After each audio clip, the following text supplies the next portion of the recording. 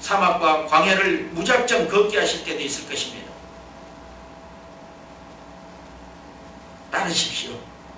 순종하십시오. 거룩한 기둥과 거룩한 구름 기둥과 불기둥의 임재로 하나님께서 여러분의 삶을 지시할 것입니다.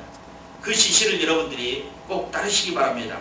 그럴 때 당신은 거룩한 그분의 임재 안에 머무르게 될 것입니다. 내가 여호와를 항상 내 앞에 모시며 그가 내 우편에 계심으로 내가 요동치 아니하리로다. 이러므로 내 마음이 기쁘고 내 영광도 즐거워하며 내 육체도 안전히 거하리니. 이렇게 했습니다. 내가 여호와를 항상 내 앞에 모시며 그가 내 우편에 계심으로 내가 요동치 아니하리로다. 이러므로 내 영광도 즐거워하며 그 육체도 안전히 거하리라. 하나님과 함께하는 삶은 이런 삶이라고 생각합니다. 영혼도 육체도 안전하고 즐거워하는 것입니다. 여러분, 하나님 이 거룩한 임재 안에 머무른다는 것이 무엇이라고 생각합니다? 물질 만능 중에서 물질이라고 생각합니까? 아니면 명예라고 생각합니까? 권력이라고 생각합니까? 그런 것보다는 오늘 이 시편기자의 고백처럼 내가 여호와를 항상 내 앞에 모시며 그가 내 우편에 계심으로 내가 요동치 아니하리로다. 이러므로 내 마음이 기쁘고 내 영광도 즐거워하며 내 육체도 완전히 거하리라.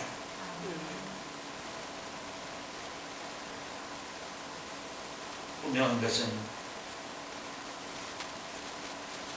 우리가 하나님의 임재 안에 살아가는 것이 얼마나 중요한 건지, 그분의 임재에 머무르는 것이 얼마나 우리에게 유익한 건지,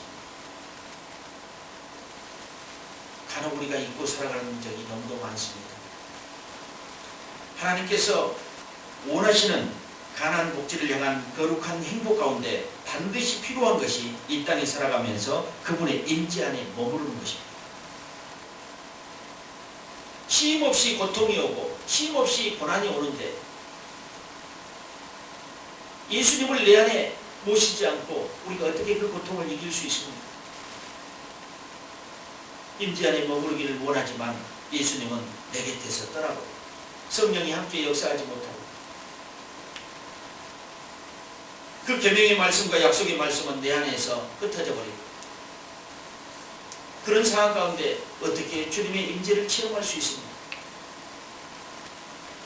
하나님의 거룩한 말씀을 많이 여러분 안에 저장하시기 바랍니다. 그리고 그 말씀을 주야로 꺼내서 묵상하십시오. 하나님이 말씀하시고 하나님이 듣게 하십시오. 여러분 안에서 그 하나님의 활동이 활발해지게 하십시오. 그러면 그분의 지시를 여러분들이 분명히 들을 수 있을 것입니다. 그분의 지시를 듣지 못하는 것은 그분의 약속의 말씀을 갖지 못하고 있기 때문에 그분의 지시를 듣지 못하고 있습니다. 그분 안에 머무르지 못하기 때문에 그분의 지시와 사인을 알 수 없습니다. 여러분, 때로는 공부하고 때로는 기쁠 때도 늘 주님과 함께 해야 된다는 것입니다. 슬플 때도 주님과 함께 하시고 기쁠 때도 주님과 함께 하십시오. 주님 안에 있다고 하는 마음은 그것입니다. 좋을 때만 주님을 부르는 거 아닙니다. 고통당할 때도 주님을 부르고 행복할 때도 주님을 부르고 슬플 때도 기쁠 때도 주님을 찾는 것입니다. 자들이 해야 될 것. 성전이 온전히 하나님의 등불이 켜져 있다면 주님은 늘 역사하실 것입니다. 어떤 모양으로도 역사하실 것입니다. 그리고 함께 하십니다. 욥이 고통받은 것을 알지 못하고 고통받았을 때도 욥은 불평하지 않았다는 것입니다. 그것처럼 시련이 와도 우리 불평하지 말고 두려워하지 말고 근심하지 말고 주님의 임재 안에 머무르기 바랍니다. 이것을 하기 위해서 우리는 그분의 지시에 순종해야 됩니다. 말씀을 묵상하라고 할 때 묵상하고 기도하라고 할 때 기도하고 헌신하라고 할 때 헌신하는 그런 순종이 있어야 되는 것입니다. 이런 순종이 있을 때 여러분은 거룩한 임재를 체험할 것입니다. 움직이면서도 가정에서도 성전에서도 어느 때라도 하나님의 임재를 체험하는 여러분 다 되시기 바랍니다. 끝으로 여러분에게 한 가지만 전달한다면, 그분의 임재를 맛보았다면 놓치지 마십시오. 평생에 살아가면서 나는 주님과 함께하리라, 주님을 찬양하리라, 그분을 신뢰하리라, 그분의 거룩한 그 임재 안에 머무르고 싶습니다. 그 임재를 놓치지 않고 싶습니다. 하나님, 나와 함께하여 주옵소서. 이것만이 우리가 살아가면서 진정한 하나님의 자녀로서, 또 예수 그리스도의 제자로서, 오직 예수를 예치는 동포의 건축자로서 할 수 있는 일이 아닌가, 그런 생각을 해봅니다. 이거를 놓쳐버린다면 가장 중요한 핵심을 놓쳐버립니다. 본론을 놓쳐버립니다.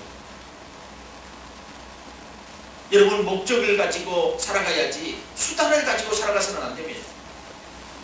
하나님의 임재가 여러분의 목적입니다. 예배는 수단이에요. 그 임재를 원하는 수단입니다. 그런데 예배는 중요하게 생각하고 주님의 임재는 소홀하게 생각하는 것은 뭡니까? 수단이 목적을 앞서버리는 것입니다. 찬양이 너무 즐거워. 그런데 주님의 임재는 별로 신경을 안 써. 말씀 묵상 프로그램, 전도 프로그램, 양육 프로그램은 잘하는데 주님의 임재와는 관계가 없어. 이거는 주님을 만나기 위한 수단이고 영혼을 위한 수단이잖아. 프로그램은. 여러분, 주님의 임재가 목적입니다. 여러분이 나아가는 목적이 주님의 임재라는 것입니다. 그 거룩한 임재에 머무르는 것이 목적인데 수단에 너무 치우쳐 있다는 것입니다. 수단에 치우쳐서는 주님의 임재를 맛보지 못합니다. 체험하지 못하게 되어 있습니다. 왜냐하면 그 수단이 목적을 앞서버리고 수단만이 교회 가운데 만연되어 있다는 것입니다. 분명한 것은 여러분, 목적이 근거가 되어야 됩니다. 무엇을 통해서든지 여러분의 삶 가운데 하나님이 머무르게 해야 됩니다. 예수님이 여러분 안에 계셔야 된다는 것입니다. 여러분이 예수님 안에 계셔야 된다는 것입니다. 그분이 하나님과 함께 하셔야 된다는 것입니다. 위대한 건축자 여러분, 모두가 거룩한 하나님의 임재 안에 머무르기는 예수 그리스도의 이름으로 축원드립니다. 기도하겠습니다. 하나님, 감사합니다.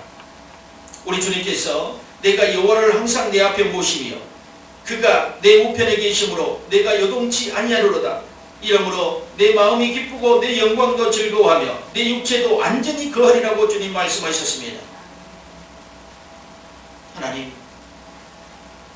우리가 수단을 쫓아 행하는 자들이 아니라 하나님의 목적인 임재 안에 머무르고 그분의 임재를 체험하고 그분의 임재로 인해서 우리가 살아가는 것, 이것이 우리 삶의 목적이 되고 신앙의 목적이 되게 하여 주시옵소서. 분명한 것은 수단도 필요합니다. 그러나 목적을 잃어버린 수단은 아무것도 아닙니다. 주님, 거룩한 임재를 사모합니다. 주님을 사모하기 때문에 거룩한 임재를 더욱더 사모합니다. 우리가 주님을 더욱더 사랑하게 하여 주시옵소서. 우리가 지금까지 사랑하지 못했다면 주님을 더욱더 사랑하게 도와주시옵소서. 사랑하게 도와주시옵소서. 더욱 사랑하게 도와주시옵소서. 예수님의 이름으로 축복하며 기도드리옵나이다. 아멘.